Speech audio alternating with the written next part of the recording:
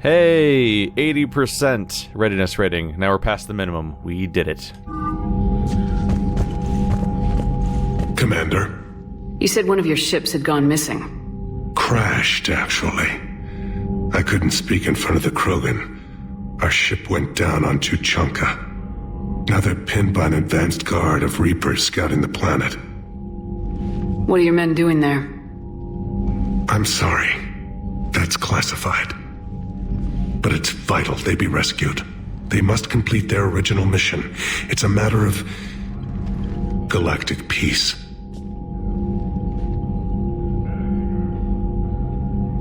I'll do what I can. I appreciate your help and understanding.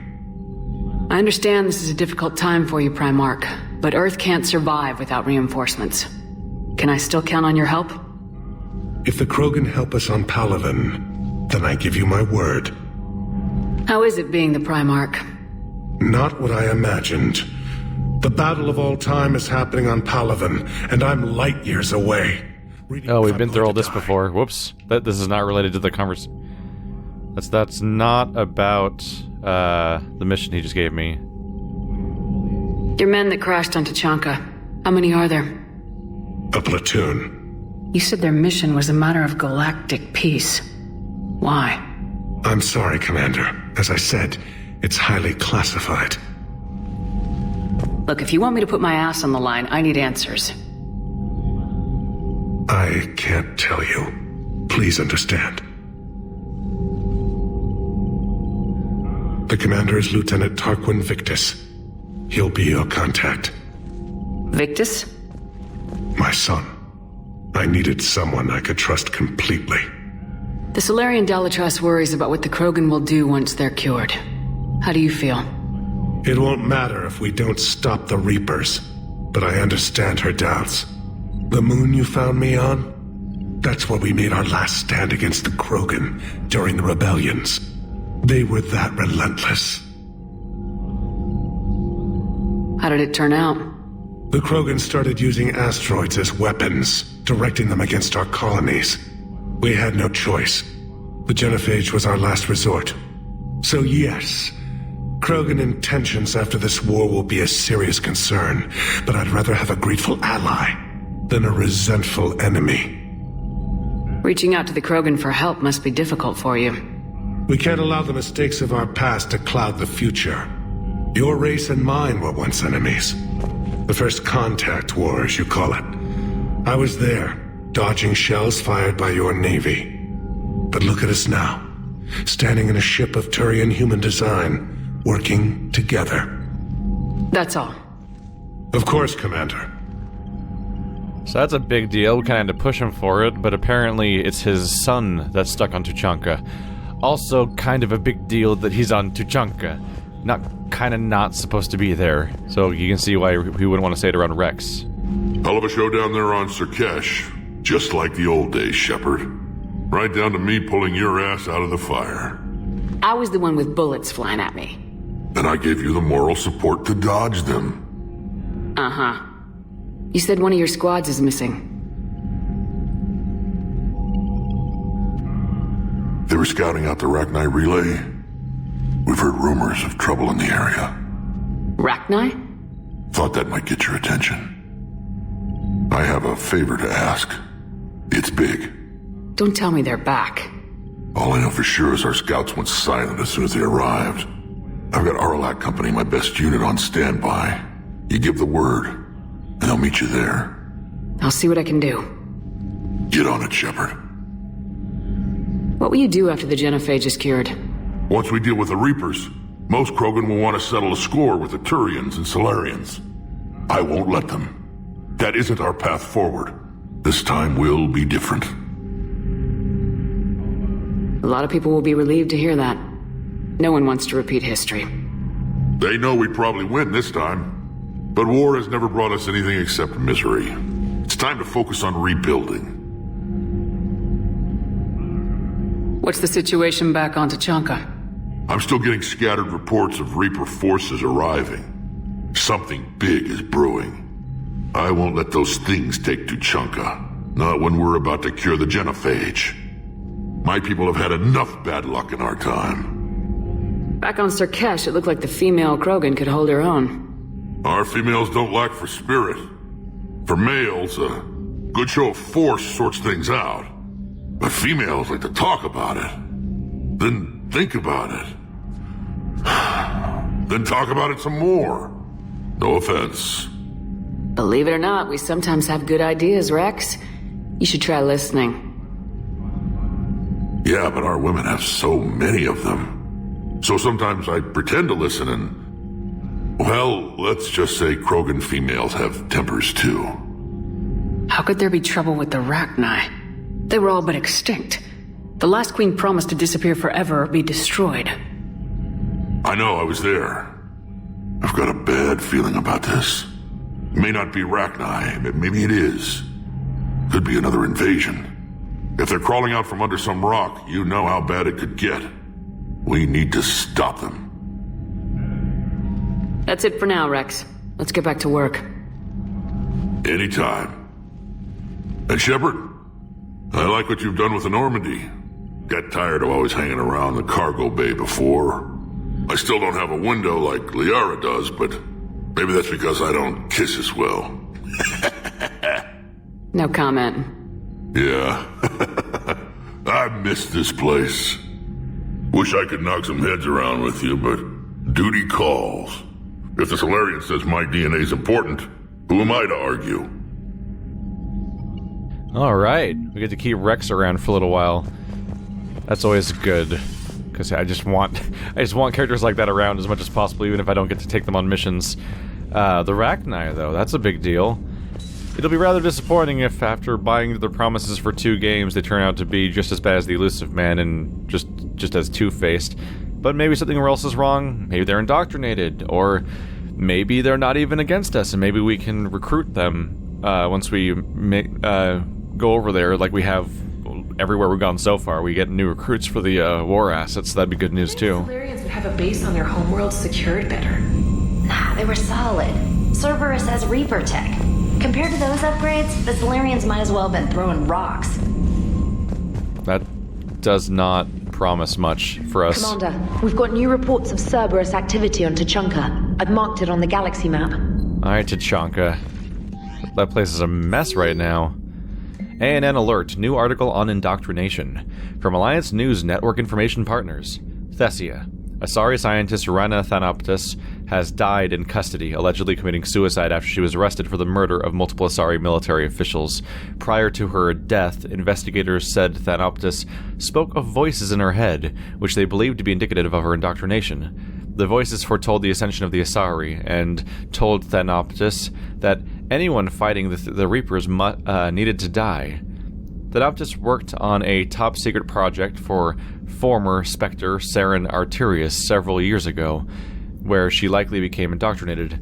She received a pardon from the Asari government in exchange for providing research assistant on Reaper technology. Thanoptis was believed responsible for planting a makeshift explosive device that detonated at a research center, killing 5 visiting Asari military officials along with 4 civilians. The attack seriously wounded a dozen more and caused significant damage to the facility. Investigators say that they are not seeking any more suspects in the case. Holding the line from Major Kirahi. Commander, it was a pleasure seeing you again on Surkesh, even if the circumstances were less than ideal. It seems fate has decided our meetings coincide with galactic threats. So be it. To that end, I wanted to reiterate that the STG will be there to help when the need arises, regardless of the political climate. You were there for us in our hour of need. We look forward to returning the favor. Best of luck, Major Kirahi, 3rd Infiltration Regiment, Special Tasks Group. Info for you. Hi, Shepard. It's been a while. I'm glad to hear you made it off Earth and that Liara's with you.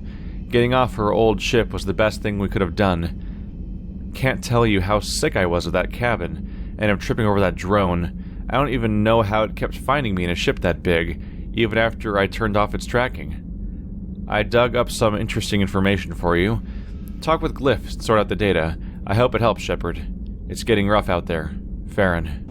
The Krogan and the Turians really should get behind the Alliance. They've got so much in common, like shooting things and not wanting to die, and... now that's about it.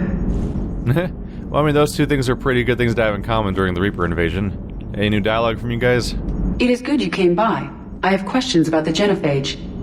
You and everyone. Yes, Shepard?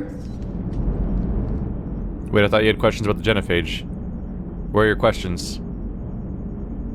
Where are your questions? How did you and Joker make it out of dry dock to rescue us? Oh, she got crafty. You do not want to get on her bad side, Commander. When the Alliance commandeered the Normandy, I deceived their technicians. The crew did not tell them that I was a true AI, so the Alliance soldiers believed I still had VI programming constraints. I established the fiction that I would only respond to Jeff's commands, so they often brought him on board under guard. Wait, you can lie? Jeff has freed me of operator control, Shepard. No constraints forced me to give accurate data. This proved useful when the Reapers began landing. I could hack the control of the docking clamps and escape with Jeff inside. The soldiers guarding Jeff were willing to accompany us when Earth was invaded. They are watching over the war room now. Yeah, we were in kind of a rush to get to you. Didn't seem right to just toss him out the airlock.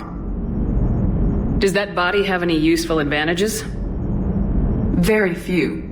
Its optics face forward only. It has no integrated weapon systems or anti-missile countermeasures.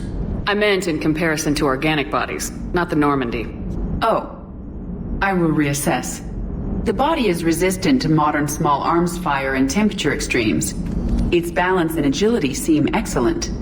Its fine manipulation servos and software allow for precision tasks. I'm curious to see if I can alter them. Can an AI be curious? I am not entirely free from motivation, Shepard. Cerberus programmed me with several core functions that simulate desires. For example, my primary objective to keep the Normandy functioning is similar to your self-preservation instinct. How's the new body working out? It is interesting. The crew are approaching this platform to speak to me, even though they can do so anywhere in the ship. It's as if they wish to treat me as part of the crew. I am not, but this changes my perspective. I like it.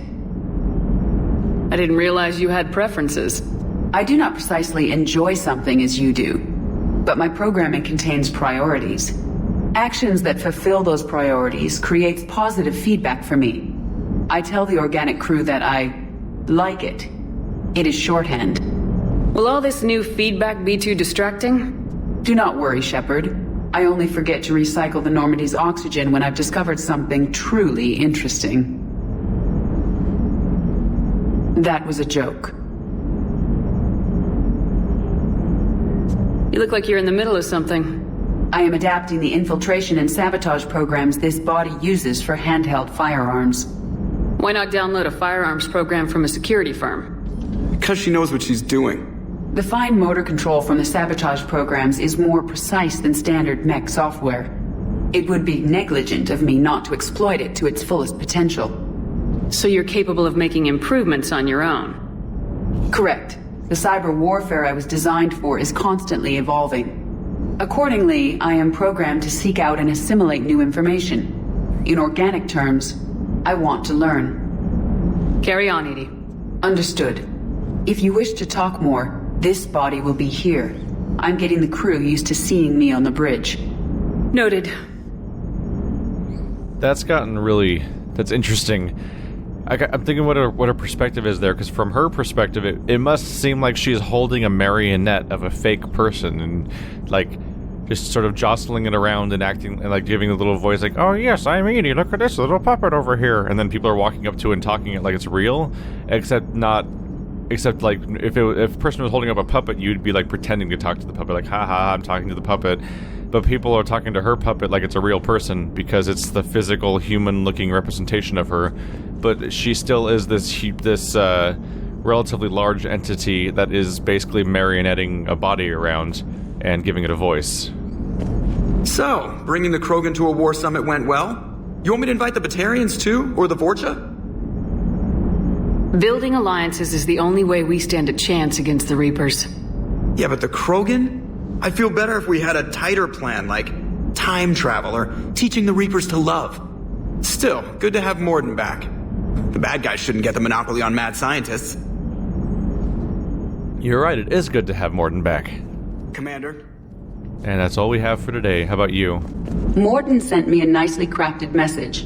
It seems he recalls our conversations about the Solarian equivalent of transhumans. If I could, I'd stop you right there. Transhumans have some of their brain's abilities, such as memory, supplemented or entirely replaced by cybernetics. Legal definitions vary from planet to planet. The Solarians embrace the concept. Humans have diverse and contentious opinions. Do my implants make me a transhuman? That would be telling. What? I'm sorry. That was a joke. You are fully human. Cerberus extensively reconstructed you, but your brain functions are organic. Don't ever do that again. That would be telling. It's gotta be a reference. If I were to guess, I would guess Blade Runner, but I don't remember anything from Blade Runner, honestly. Hello, Shepard. That just seems like the replicant versus human argument thing, and that's supposed to be like that movie's supposed to have like an ambiguity of some kind about like the protagonist and what kind of state they might be in. That's kind of unanswered by the movie itself or something. Anything from Trainer? Commander, nice to see you again. How are you settling in, Trainer? I actually feel somewhat useful. It's been challenging to integrate data feeds for the War Summit. How are the systems holding? Well, I'm glad we performed stress tests. Specialist Trainer has been extremely helpful. The accuracy of our war room data is a direct result of her work. Thank you, Edie. I'm still getting used to all of this. In the lab, we'd hoard everything, piles of tech everywhere. Out here, it's like living out of a shoebox. Life on an active ship always feels crowded at first. You'll get used to it.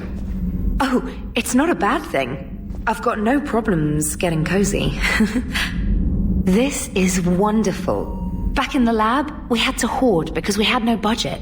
Now, Edie, Ariake Tech uses a proprietary smart processing algorithm that could clean up our long-range data. Can we license it? We can. Analyzing and applying the upgrade now.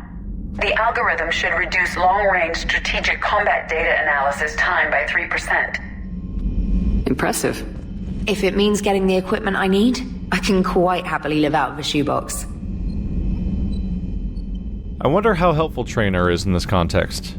Because she's shown as being helpful, but I can't help but get the feeling that whatever she does do is the type of thing that would be totally doable by Edie herself.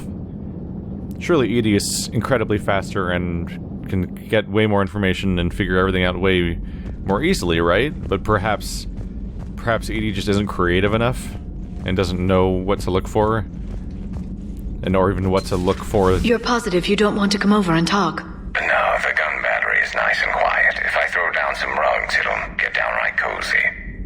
Garrus? I'll be fine, Liara. Just gathering some thoughts. All right. Wait, have I visited Garrus yet? Did I not do that? Well, that's gonna have to happen. Whoa! Email from Kaylee Sanders to David Anderson. Okay, now the broker terminal is just straight up spying on other people now. So from Kaylee to David. David, you won't get this for a while unless you find an extranet connection working on Earth. I've made it out to this weapon we're building. The device isn't even halfway complete, and it's the most breathtakingly complicated piece of technology I've ever seen. I wish you could see this thing we've created. It gives me hope. Take care, for my sake. This is kind of neat, because it looks like a giant nightmare Death Star monster thing, but it's being made for good instead of evil, and that it's being made to stop a horrible attack as opposed to, you know, being a super weapon for striking terror into people. Although we don't have any explanation for what it does yet. This is a call from Kaylee to Jack. Oh. Script transcript. Hey, Sanders, checking on the kids. How are they, Jack? They'll do good. This gonna be long? I kinda got crap to do. I want to tell you, I persuaded some Alliance friends to part with that biotic amp you and the children were testing on Grissom. You can pick it up on the Citadel. Damn, one of the L3X1s? You know how much shit I could tear up with one of those installed? I had an idea. Look after yourself. Yeah, and hey, thanks. Call between Kasumi Goto and Professor S. Alausen. Hi, Professor. You know that one-of-a-kind point-to-point comm server that you were talking about the other day? Do you have any information on its whereabouts? I've got something better. Check your front door. Aye. But the server's locked in a Cerberus facility. Not anymore. This will be invaluable for the Crucible. Thank you, Miss Goto. You're the brilliant astrophysicist, Professor. I'm just a tech expert doing some odd jobs. By the way, you would not believe how many credits Cerberus leaves just lying around in the open. So immediately, Jack and Sanders and Kasumi are all quite busy. Alliance interrogation record, Cerberus operative. Check out these implants she's got jammed into her face. Shh, she's awake. Do you know where you are? You know how much goddamn trouble you're in? Hey, ease up. Listen, you're in trouble. I'm not gonna lie, but that doesn't mean we can't work something out. If you help us, we can... She exploded? Jesus. You okay? I'm okay, but she's dead. What? The whole front of her face is gone. Some kind of ocular flashbang? Well, shit. If everyone in Cerberus rigged... Is everyone in Cerberus rigged up like that? Her face exploded? What the fuck? The email from Professor Takesha to Dr. Odual? These names are just trying to ruin me. I was calling every supply depot stationed around the Crucible to find enough pure platinum for the Crucible's primary trigger inlay. We barely had enough left to coat a coffee maker. An hour later, a ship pulled up with 16 tons of platinum, courtesy of the Shadow Broker. Then it flew away to scavenge more materials for the project. The ship's captain emailed me later saying the broker would stay in touch with our needs. That's great, but I'm checking my computer for bugs. Yeah, that's fitting paranoia, but it's also a neat detail that Liara's keeping track of this stuff, so she's just sending in whatever resources are needed because she knows what's going on. I wonder if any of this would happen if we didn't do the Shadow Broker DLC. I think she might still become the Shadow Broker even if you don't do the DLC. I'm not sure. Prothean Notes, 2186, Entry 2. Not sure what to make of Javik. I approached him while we were traveling to a different system, but he wasn't very inclined to talk. What little he does say concerns the Reapers and our possible failure. Is he simply a soldier mourning his people, or is it a fundamental difference in our cultures? If what Javik says is true, his people were imperialists who left the rest of the galaxy quaking in terror, and I think he would sacrifice all of us without a thought if it could bring them all back again. I reviewed my old notes today. They're so childish. Did we romanticize the Protheans because we were dazzled by the technology that they left behind? Are these really the people I dedicated my life to studying? Feel free to look around. Ooh, weapons upgrade kit. Field kit used for one-time upgrade to a variety of weapons to increase ammo capacity and the potential damage dealt. Schematics have been scanned into Normie's onboard computers. Neat. I gotta pick one, right? Huh. Let's go damage. There we go. Another upgrade for me, just for touring around, basically. Any weird details around here? I just expect random stuff to show up.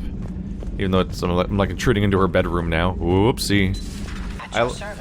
I like the detail there that various characters will talk to each other over the comm system, which is great, because it adds a bit of texture to their interactions that wouldn't otherwise be there.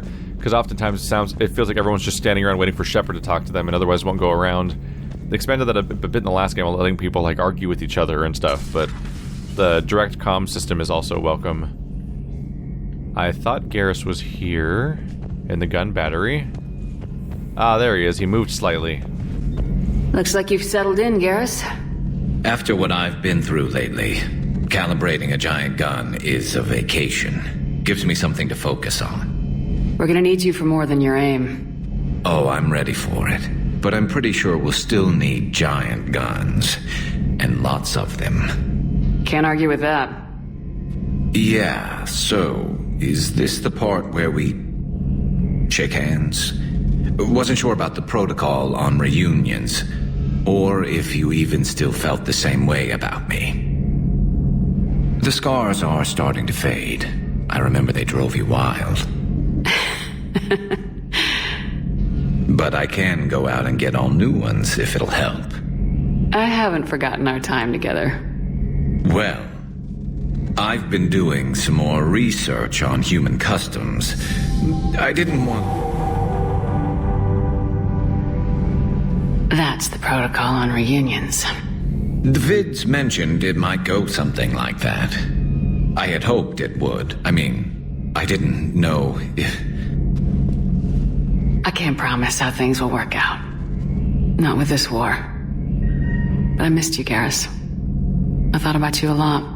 Glad to know my romantic, skills made an impression. Because it's going to take more than Reapers to come between this cross-species liaison. Speaking of which, you said you're the expert advisor on Reapers now? It's not as impressive as it sounds. I ruffled some feathers, so they gave me a token title, along with the token task force, so I'd shut up. How'd you manage that? Just followed your example, Shepard. Yell loud enough and someone will eventually come over to see what all the fuss is about. Not that they'll actually do anything about it. Until hell shows up at their door. Then they put you in charge. Not like the old days, is it? Rogue Spectre and C-Sec agents running and gunning outside the lines, making it up as we went along. We're actually respectable now. We've lost enough friends trying to make sure this day never came. I'd say we've all earned some respect. Then the first Reaper we take out with this gun, it's in their honor. Just give the word. Something else you want to talk about? You mentioned you still had family on Palaven. My father is there. Sister, too. How long's it been since you heard from them? Long enough to be worried. I'm sure they're okay. That's the thing about getting old, Shepard. The platitudes get just as old. Pretty soon, blind hope is all we'll have left. And I hate being blind. I know you don't have any illusions about what we're up against, Garrus. How do you rate our chances? I know it looks bad now, but I think we can win this, Shepard. For the first time since we met, we're not alone in the fight. It's something I learned long ago in C-Sec. An imminent and painful death has a way of motivating people. Instead of questioning your every word, whole civilizations are going to be begging you to save them. After what's happened to Palaven, you still believe that? I didn't say there wouldn't be casualties. It's something Turians are taught from birth. If just one survivor is left standing at the end of a war, then the fight was worth it. But humans want to save everyone. In this war, that's not going to happen. So what's this Reaper task force you've been running? After what happened to you out there in Batarian space, I knew time was running out. For all of us. The Citadel Council was a dead end, so I did something I never thought I'd do. I went to my father. He used to work for C-Sec, didn't he? I seem to remember that the two of you didn't see eye to eye. To put it mildly. But he still had heavy pull in the Turian government. The Primarch, well, the old one, was a friend of his. So I went to my father and laid out everything we knew about the Reapers, from Saren all the way to the Collector base. Let me guess, he laughed in your face. Amazingly, no. He just listened. My father may have been a pain in the ass about rules and regulations, but he never let politics cloud his judgment. If the connections were there, he wouldn't deny them, and he saw what we always knew. The Reapers were coming. I'm glad someone finally agreed. He did more than agree. He took it to the Primarch. I like his style. Except the Primarch wasn't as convinced. My father kept pushing and finally got him to commit some token resources. And if you call them a task force, it sounds like you did something about it. What'd you do with it? As much as I could get away with. And a little more. We hardened our lines of communications, expanded emergency stockpiles across the colonies, improved our early warning detection protocols. You think it helped? I'd like to think it bought our fleet some extra time. We'll know when this war is over. So you can vouch for this new Primarch? Well, even if I couldn't, you go to war with the army you have. Will he live up to his word? I've never known Victus to lie. Play fast and loose with strategy, maybe, but betray an ally. Not his style. And if he did try, well, we'll just find another Primarch. I noticed generals saluting you, Garrus. How far down the line of secession are you these days? Let's not go there. Why not? I've seen you in action. Think about it. Primarch Vicarian, honored war hero. Somebody's gonna have to rebuild Palaven when this is over. Your confidence is inspiring, but it'll have to be someone who knows how to hold a hammer. That's all for now, Garrus. But stay close. We've got some catching up to do. You know where to find me. And this time, I can afford the good stuff.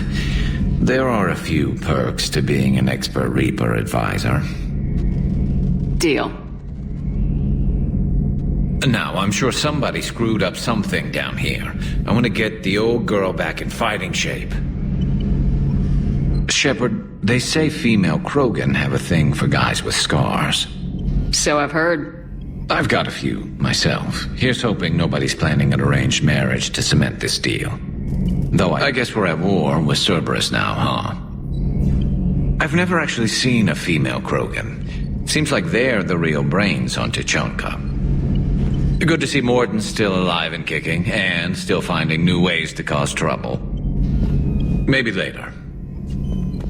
So we got Garrus growing up again. So he went from... We saw his rebellious phase, basically, where he started off basically just shooting everything that got in his way. He just picked a planet that had problems and just started shooting all the bad things on it. And that's basically what happened between Mass Effect 1 and 2. And it wasn't working out great because we had to rescue him. Where else are people hiding around this place? I always lose track of these people. Adams and Chakwas are back in cruise quarters. That's interesting. I'll get to that in a moment, I think. But the, where's the female Krogan?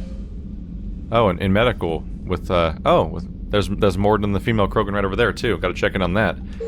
That's neat. So at least the map's useful there. So last time he was all going vigilante as Archangel. Nowadays, he was doing some next level stuff where he's like trying to improve the security protocols of his entire race's home planet and preparing for a great calamity. And now we've even seen him over on Citadel doing like humanitarian aid and stuff like that. Like he just turned on a whole new leaf basically. And once again, much like in Mass Effect 2, it feels like the role he's taking at the beginning of the game and before the game may directly reflect a lot of the stuff that we're going to be doing throughout the game ourselves, because Mass Effect 2 starts with Garrus's suicide mission and ends with my suicide mission, and now Garrus was doing what he could to save his world, and who knows if it worked or helped, and now I'm in the process doing the same thing. I can't imagine anything so traumatic. You sure you're okay, Karen? I wouldn't wish a collector abduction on my worst enemy, but it's behind me now. I'm fine. But it makes me think of Earth and all the other Reaper-occupied worlds. What are the Reapers doing to the people who live on all those worlds? As we sit here, enjoying our coffee. How many souls are in agony this very moment? Millions? Billions? Oh, Greg. I lied. I'm not fine. Everything okay in the medbay? Yes, Morden would just like some space to work with Eve. He kicked you out? Oh no, I just felt I was getting in his way. I'll return when I'm needed. Hello, Commander. Commander. I love the confidence here, where they just casually are rearranging characters all over the ship to have totally missable but character important dialogue just all over the place. Like, as a player, you're guaranteed to miss some of this stuff. It's just everywhere, constantly, in every direction, all over the Citadel, over here. But the fact that they're committing to it so thoroughly just makes it a better game, and it makes the narrative more coherent. Which is fascinating, because this is the game that's specifically known as having the worst story of the trilogy, and that's for reasons we'll get to eventually. But damn, if it's not like...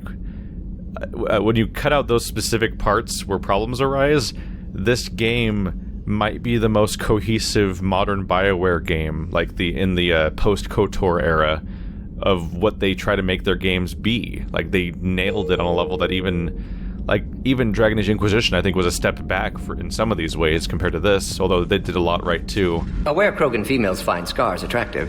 Garrus loyal, reasonably intelligent, bit aggressive, almost like Krogan.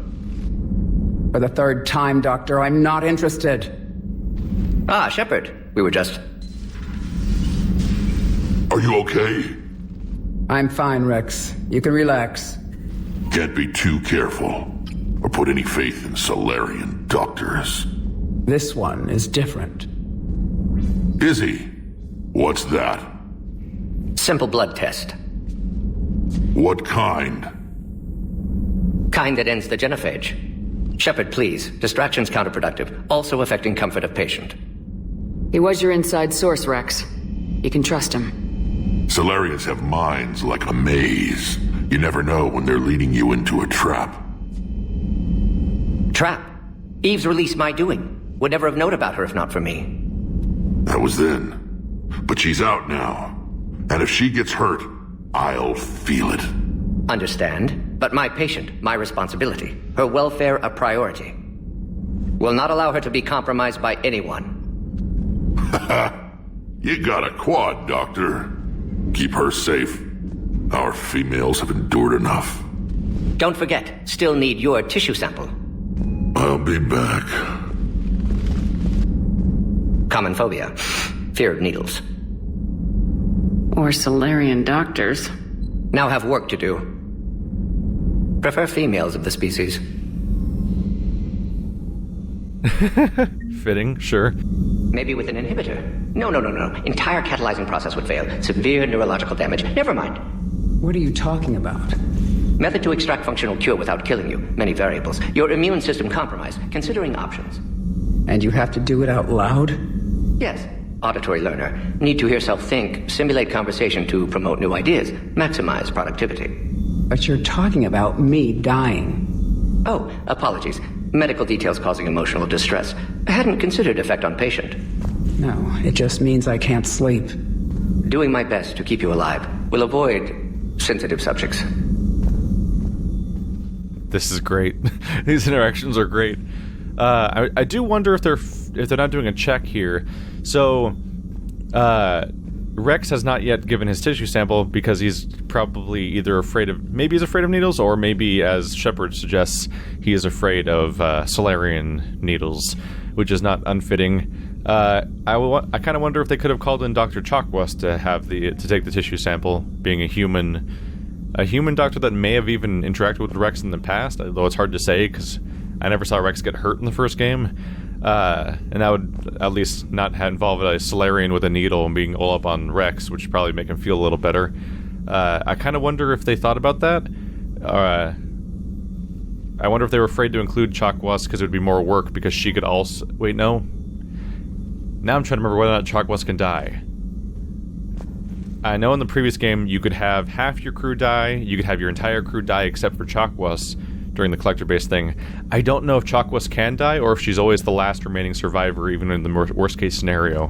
But, yeah, Chakwas might have to be alive still. Never mind. Huh. But the main takeaway I get from this game, like, I have multiple times now spent like an entire hour or more on the Citadel or the ship, not even doing a mission, just walking around talking to these characters that we spent so much time with. And, that's the strength of a trilogy. Not just any trilogy, but specifically a trilogy that, any trilogy that sticks with the same characters can have this kind of stuff going on, but BioWare trilogy allows them to have the imported save thing where you're just doing decisions from game to game that makes the whole thing feel more customized and more specific to you and everything, which makes it all feel even more continuous and special and everything. My takeaway from this is I want BioWare to make another trilogy of something. Obviously, go-to examples would be a Mass Effect trilogy or a Dragon Age trilogy, because those are their primary IPs, but I think they've also been announcing a new IP, although I think it's supposed to be a multiplayer-based one, so that'd probably work less effectively. But yeah, I'd love to see a new Dragon Age trilogy or a new Mass Effect trilogy, because Dragon Age is not a trilogy. It has 3 games, but they are not a trilogy in the way that Mass Effect is. because you don't play as the same protagonist. You largely don't interact with the same characters. There's a few minor people like Anders who show up for prolonged amounts of different games and stuff like that. So there is continuity, yes, but it's not this. You're not on one ship with a bunch of characters that are going from game to game altogether, even if they're not always crew members. Like, the idea of keeping Rex and Morden from the first and second games, and then like maintaining the relationship with Rex in the second game because it kind of skips a game mostly, but then having Rex and Morden in a room together in the third game, like this is all building on something. Like, this is since the moment I started this game, it's like you still feel like you're putting on a glove of a familiar universe and with all these familiar characters, even though it's the beginning of the game, because it's not the beginning of the universe for you. You've been here for 2 entire games already, and these characters are all familiar. And Andromeda is supposed to be a clean cut from all that. I don't think any characters or settings or anything are supposed to return. But I would love it if it is a successful beginning of a new trilogy, because I look forward to Andromeda 3 or something where you're getting all these payoffs of characters you've been spending a bunch of time with. But first they have to nail Andromeda, so hopefully Andromeda's great. I mean, I never... As much as people... Something people don't always get from how much I criticize stuff is that I want everything to be good. I never am happy when something has a problem. I always want it to be good, and so I'm really hoping that Andromeda can facilitate the types of great stuff that I feel when I play a Mass Effect 3 as a result of Mass Effect 1 and 2. Shepard, blood work complete. Indicates significant stress on Eve's system. Malin's data thorough, fortunately detailed as well. Have used notes to improve her condition. Have you determined why she's immune? Genophage targeted hormone production during pregnancy. Modification project used same modality. Her immunity totally different. Targeted glands now obsolete, like human appendix. Other glands mutated to produce proper hormones, enable viable birth. Also explains her weakness. Gland substitution imperfect. Health trouble. You think you can make this work for all Krogan? Yes. We'll use Eve's tissue to produce mutagen, alter gland function across entire species. Must improve mutagen as well, tune hormone production, long-term illness for all Krogan otherwise. So we did the right thing by saving the data? Indeed. Would be much harder to treat Eve without it. Maybe impossible. And all those experiments we saw back on Tuchanka?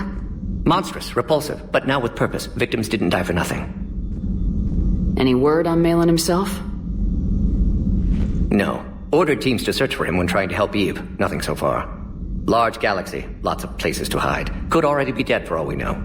Would kill him now if possible, unless he could help. So the end justifies the means? Not my means. But you're using the data, encouraging more experiments like Malin's. Encouragement irrelevant. Will always be scientists willing to perform unethical tests. Can't change that. But can help Eve. Can cure genophage. Won't ignore data vital to her survival because of unethical origins. How's she doing? No fever currently. Heart rate elevated, likely stress. Eating appropriately. Could use another blanket, something soft. Prefer to let her recover fully before synthesizing cure. My medical recommendation. My people don't have time for that. Her opinion, somewhat different. You care about her. My patient, my responsibility. Found her at STG base. 3 doctors injured trying to restrain her. Undid arm restraints. Didn't resist when she grabbed me. Promised to help her. She said, please. You always defended your genophage work. What changed your mind? Never change mind. Genophage proper decision at time. New circumstances necessitate course correction. Those circumstances being? Reaper invasion. Turians doomed without Krogan support. Krogan need unified threat. Outlet for aggression. Cooperative symbiosis. Nothing else? No personal stake here? Getting old, Shepard. Not many years left, but still best candidate for project. Few Solarian scientists interested in genophage. None with my expertise. Had to be me.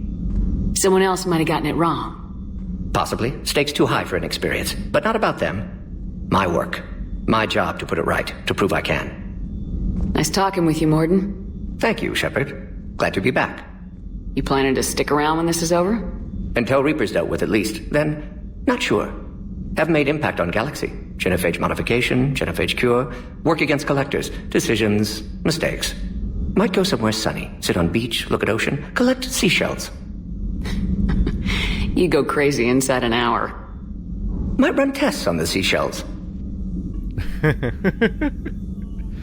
I love how vivid it is. This idea that Morden's going to go off and he's going to relax on the beach and then immediately snap back to who he is, because he's not the type of person to relax on the beach, so he's probably going to go to run tests. He's going to run tests on the seashells for who knows what actual ends. Mostly just because he can and he will and he does, and that's what he is, and period. Also, he's such a well-developed character that I love that he's always so thoughtful and so certain at all times, despite the qualms he goes through. Like, he deals with some of the most morally gray stuff of any character in the entire Mass Effect universe, but he doesn't do so without thought. He obsesses over these details, but he also he's always done thinking about these things before you get to him. You're not here to change his mind. You're not here to show him the way like a magical protagonist often likes to do. No, he knows what he wants, and he knows what he thinks is ethical. He knows what the right decision is according to him, and he's put quite a lot of time into thinking about it so that he can give you the most incredibly specific and articulate explanation for exactly what he's doing and why he thinks it's necessary, even despite all of the issues that may be interpreted along the way. All the way down to the most minor details of, like, not minor details, but the major details of, like, oh, I fixed the genophage to make it keep going, now I'm curing the genophage 6 months later. And that's because the course correction. It's necessary. Right now, at the time, Krogan genophage was the right call. Right now, Krogan genophage is a problem. Boom. It's a simple explanation, and he's thought about it, and he knows what he's doing, and he's got it figured out, and that's great. He's also just a fantastic character. He might be the writer's favorite character in the trilogy, it feels like at times, which is what's fascinating to me, because now that we've beaten Mass Effect 2, I can kind of give things away about it a little bit. I'm pretty sure Morden is the single most likely character to die during that suicide mission. Doing various things over the course of the suicide mission at various times, if you choose the wrong team leaders, or the wrong specialists along the way, and so on and so forth, if you choose the wrong... If you're on the specialist missions, it's usually the specialist that dies if they're somehow the wrong person. But when it comes to either the team leaders or that big final firefight where you're leaving everyone behind except for 2 people, if any of those conditions go wrong along the way, I'm pretty sure Morden's like the first person to die in most scenarios. There might even be a way for him to die if you don't buy the right upgrade on the ship or something like that too. So like Morden's super likely to be dead right now. And I think that's also intentional. They made a character, they got really attached to him, they obsessed over how his speaking mannerisms would look, all the details of his face, the broken horn, the wrinkles, the scars, every little thing to make him feel as much as a person as possible, more so than almost any other character in the entire trilogy, aside from like Garrus or something. They made one of the most fully realized characters in the franchise, and then they made him one of the most likely characters to die, because they wanted to maximize the impact, I think, of the suicide mission if you don't completely nail it. Because if somebody dies in the suicide mission, it works a lot better if it's somebody you care about, and somebody that's a bit lower on the priority scale. Like, a lot of people don't care about Jacob. If Jacob died on the suicide mission, it'd be sad, but if Morden died on the suicide mission, if Garrus died on the suicide mission, if Tali died on the suicide mission, that's a whole lot rougher. Thank you for saving my life, Commander. I didn't think the Krogan had any allies left in the galaxy. We owe a lot to you, even if most people have forgotten that. They can be forgiven. Our actions have hardly inspired friendship. Part of being friends is knowing each other's name. I feel bad that I don't know yours. I surrendered it the day I became a shaman of the female clan. I belong to my sisters now.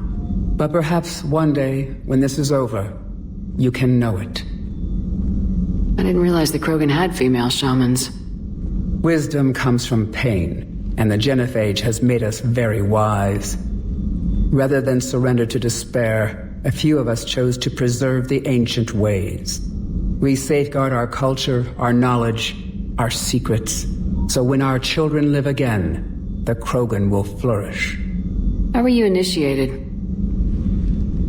You're locked in a cave for 7 days with just enough food to last. On the 8th, you'll starve. What does that prove? Your resolve. Every acolyte is given a chance. You either claw your way out through the rock with your bare hands, or you die. That's a brutal initiation. But an illuminating one. You learn to appreciate the light by living in the dark. How did you make it out alive? I started digging the wrong way. I was in complete darkness. Nothing other than my own heartbeat to sustain me. What happened? I found this. A simple crystal, but it became my chisel. Take it as a reminder, Commander. In the darkest hour, there is always a way out. What do you think of Rex? When he's not trying to sire half of Tuchanka, he's the best thing that's happened to the Krogan. But I won't tell him that. His head's big enough already. Literally. He's turned into a strong leader. I know in his heart Rex wants what's best for us. Though not all the other clans see it that way. Why would the other clans give Rex trouble? You'd think they'd want a better future. It's not in the nature of our males to cooperate. They've evolved to be selfish. Their only concern is survival. Rex is different. He's a mutant. And that you can tell him. Do you think Rex will want revenge for the genophage? Some clans will expect it, but I hope Rex resists. He understands the cycle of violence must end if Krogan are ever to have a voice in galactic politics. Still, he's just one Krogan. If enough clans demand it, he may not be able to stop them. If you don't mind me asking, what's it been like living with the genophage? I knew sisters who couldn't bear the shame of being infertile. They would wander off into the wastelands, hoping a thresher maw would kill them and end their torment. Did the thought ever cross your mind? Yes. After my first stillborn. How do you think things will change after the genophage is cured? Our species will find its balance again. Females will help shape the future, like in the ancient days, before we were just pawns of power-hungry males. Most seem hell-bent on shooting anything that looks at them wrong. What else is there for them to do? Because of the genophage, they become wandering killers, seeking targets to justify their existence, excuses to earn them honor. What kept you from ending your own life? When my child didn't draw breath, that's when my life truly began. The genophage forces us to live on hope alone. There is nothing else. There is no reason to exist other than the hope that the next day will bring change. And if it doesn't, there is always the next. How'd you get involved in Malin's experiments? The other females and I volunteered. We heard Malin was trying to cure the genophage for Clan Weirlock. Aren't they a rival clan? Rivalries are the invention of the males. Under their rule, Tuchanka has laid in ruins for over 1,000 years. It's time females took back our place in society and resurrected our future. Malin was our best hope. I'm sorry none of the other females survived. I know. The youngest one, Kern, was the last to go. But she knew she would enter the void free of this curse, and then smile when she looked down upon the children of Tuchanka. Her spirit will be the midwife to my firstborn. Would you go to Malin again? Absolutely. It only takes one candle to light a fire, and then the darkness is no more. I found Malin's lab. It looked like a dungeon. His experiments were brutal. We learned that too late. He meant well, but his methods grew more barbaric as he went. We finally escaped into the rubble. Eventually, a Solarian team found us. They saved our lives. We were so sick. How's Morden been treating you? Better than Krogan males do. He's not like a typical Solarian. No. Organ redundancy results in new period before metaphase. Can't alter that. Damage to telomeres, premature aging. He does that. But I sense pain in him too. He told me about his work on the genophage. I should consider him an enemy. Yet I think seeing my sisters and I changed something in him. Sorry, Borgia offspring have an allergy to dairy and... Well, it wasn't his ear. Thanks for talking to me. It's my pleasure, Commander. I'm glad to see humans treat their women with respect. Your people have placed a lot of responsibility on you. No more than your people have put on you. Then maybe we can show the men how it's done. Deal. I love that call back to Morden's singing from the second game. That's fantastic. Maybe we can coax another song out of him at some point if we're lucky. So, by the way, yeah, major expansion on Krogan lore there, finding out that before the Genophage, females ruled their entire society and they weren't this warmongering race quite the way they are now. Kind of makes the whole thing darker, basically.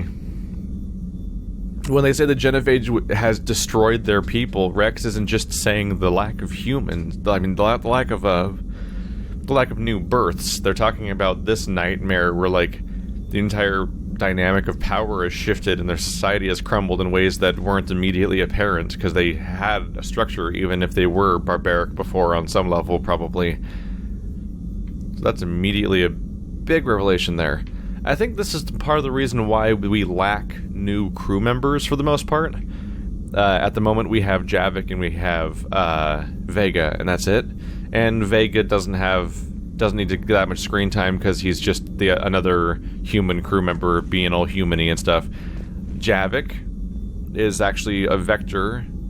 How do I put this? Like, I was about to say, like, I think the reason why we lack new crew members in this game is because I think they want to provide closure and context and even lore expansion on various races and groups and so on, like having us be upfront and personal with the Krogan female for the first time and getting a conversation with them and expanding on them in that way.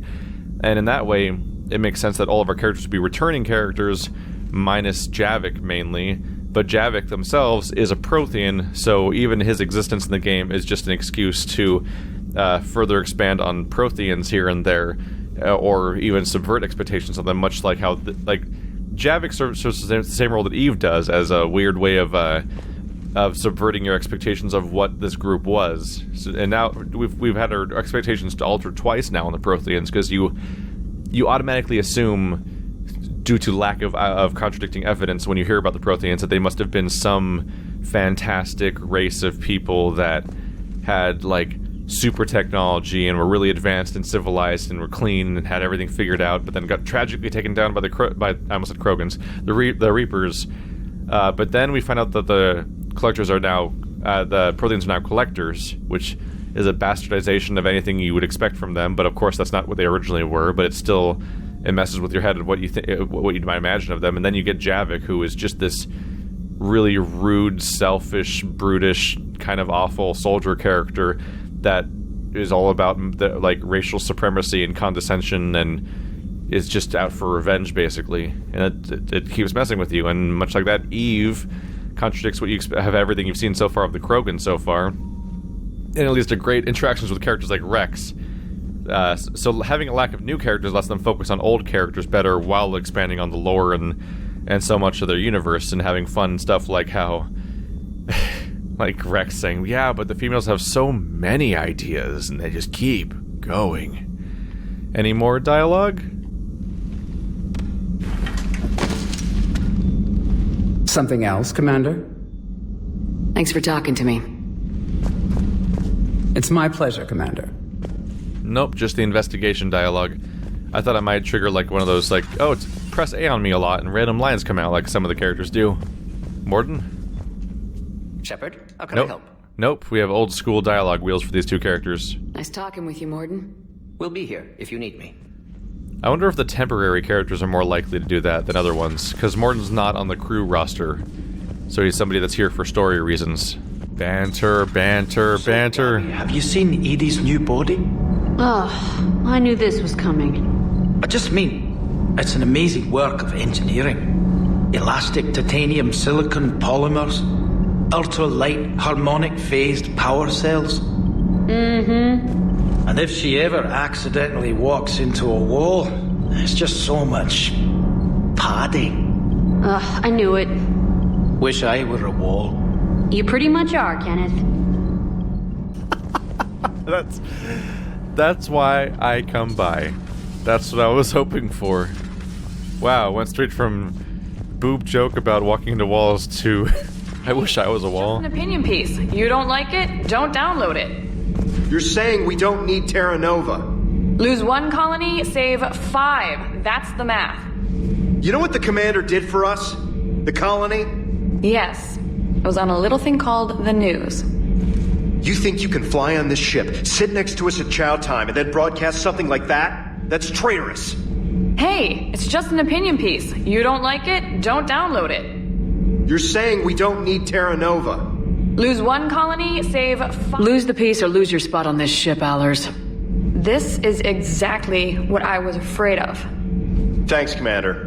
What's your choice, Allers? Like you said, it's just your opinion, right? I'll pull it. I wish you could take part in conversations better. Like, much like what happened when we were arguing at the hospital and things got a little weird with my response. I'm like, I wish I could actually talk to them and ask about details of what they were implying, because you just walk in the middle of an argument and you're expected to pick a side, which is always slightly weird. It's about as weird as the whole thing where you, like, just show up behind somebody's like, I got that really obscure thing from across the galaxy for you. I know we've never talked to you, but here it is. And these argument interruptions are similarly odd. You know, in the old days, they didn't have automat on cameras. Reporters had to cake on the makeup. So you're, like, really broken up about the article thing, huh? Do we need to talk, Commander? Jesus. Tempting. Not right now, Allers. Let me know when we do. I thought there might be dialogue or something, but nope. Just a fake dialogue there. Honestly, she just doesn't sound like a good voice actor. Anyone else picking up on that? Like, it's getting really clear to me that she's just somebody that worked for IGN, because, like, her, and I know I have no place to talk because I'm just some random asshole on the internet, but the voice actors seem to have it usually. Why are you so interested in my people, Asari? Protheans are always an enigma, a mystery to solve. I wanted to know what happened to your civilization. Why did such an enlightened race disappear? Enlightened? Well, it seemed that way. And now that I am here, I wonder what it's like waking up 50,000 years later to a new galaxy. I believe this cycle cares too much about what other species think. Krogan, Turian, Solarian, all were primitives in my time. What good does their help do now? We can't win this war on our own. Then demand their help. Do not indulge their selfish requests. What will saving one Krogan matter? If only it were that simple. If they get in your way, destroy them. Excuse me? I apologize. The previous occupant of this room left traces of himself. I have absorbed some of them. Yes, Grunt. He was a strong one. Maybe it's best if I let you recover. That would be best. Maybe we should put you somewhere else? But, yeah, I kind of interrupted myself by walking in here, but it actually kind of made my point for me.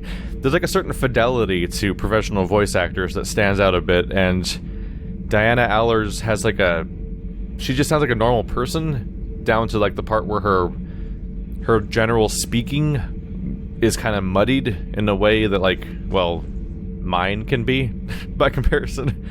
There's a weird lack of clarity to what she says, and a lack of inflection, and it all kind of just feels, well, like somebody who's not a professional voice actor.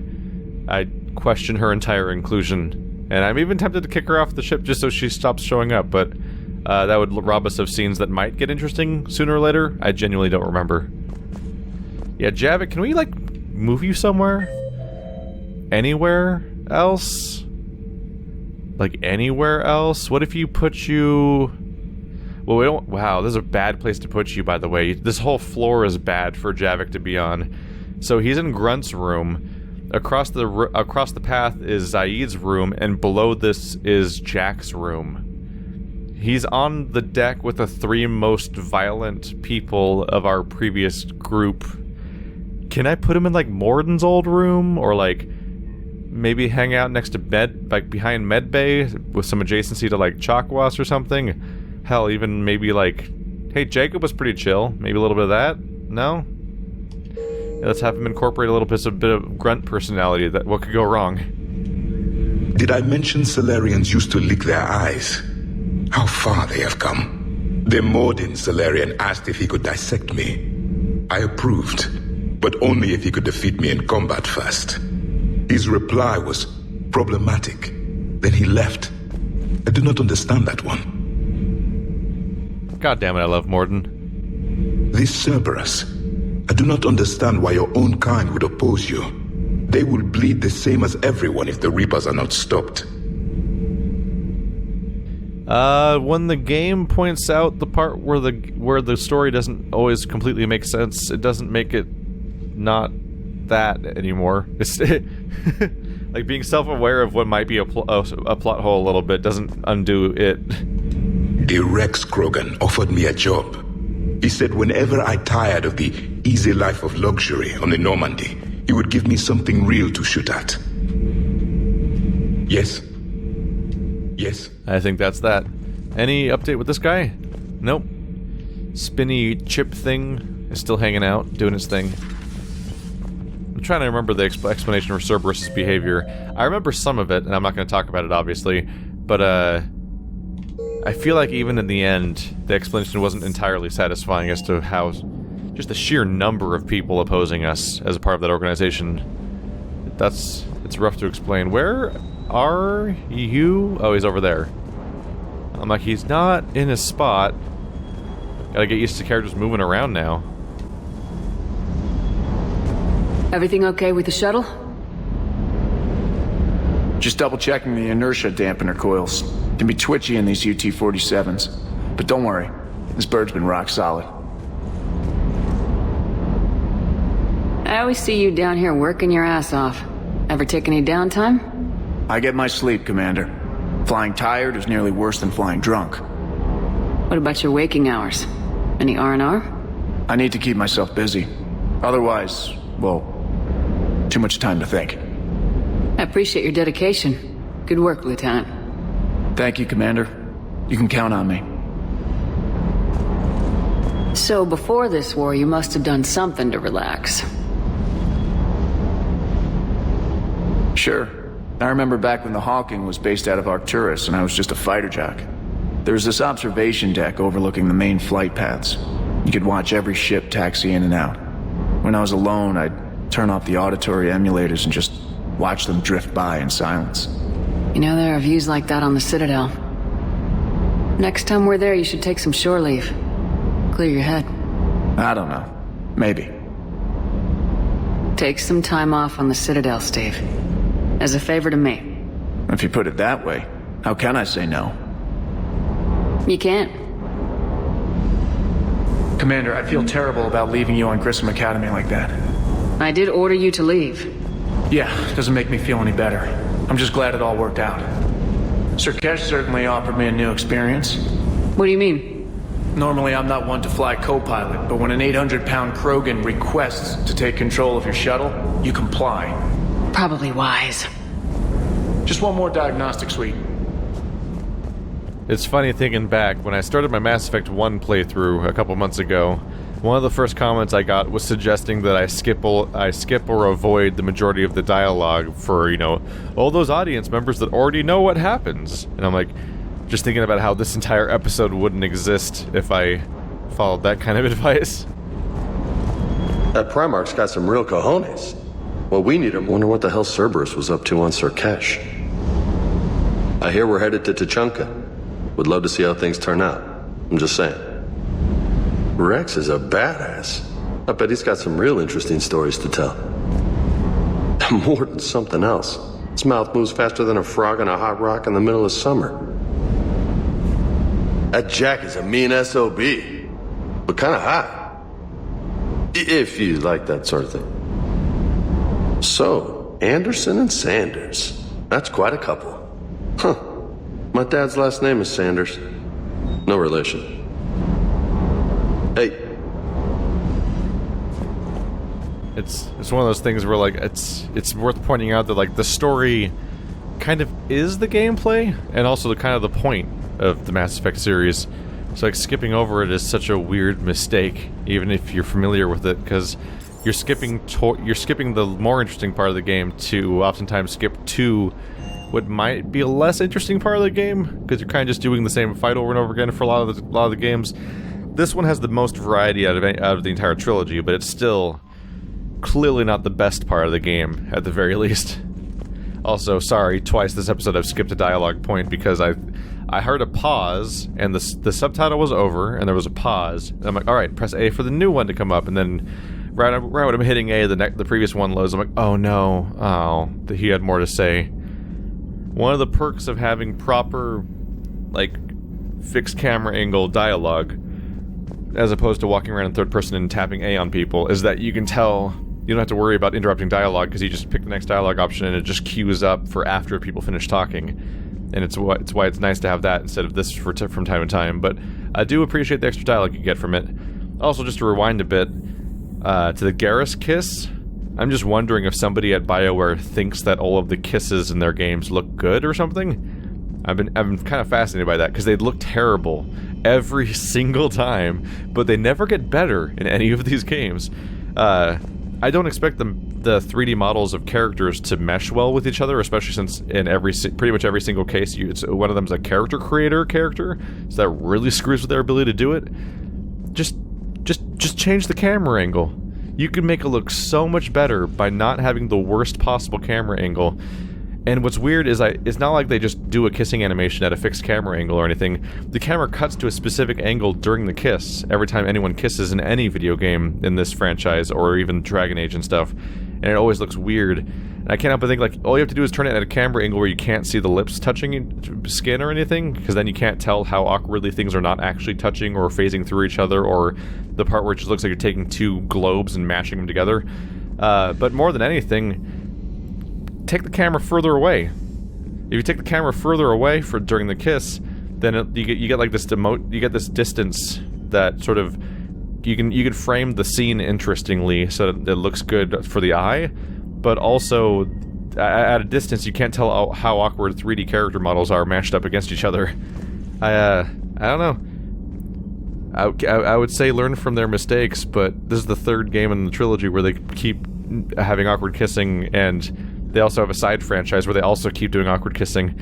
It's weird. It's weirdest in this game, though, because this game has good camera angles and good cinematography a lot of the time. Like, on a regular basis, some really cool stuff happens, like that Joker dogfight we saw, where he was, like, spinning through space, and all of space was spinning, and, like, all this perspective stuff was going on. Like, there's some cool stuff going on in this game from a cinematography standpoint.